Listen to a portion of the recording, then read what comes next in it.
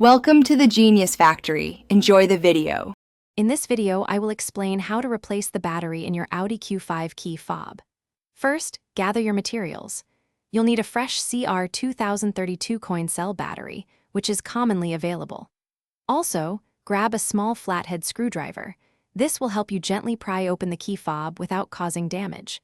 Having a clean, well-lit workspace will make the process much smoother and prevent losing any small parts. Now, let's open the key fob. Begin by pressing the small release button on the side and pulling out the physical emergency key.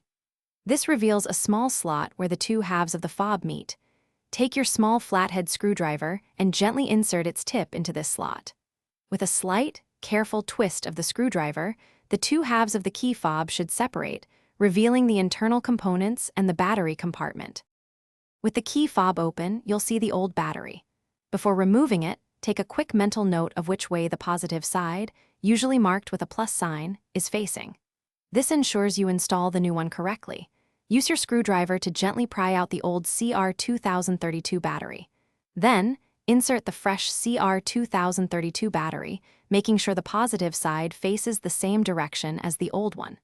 Press it firmly into place.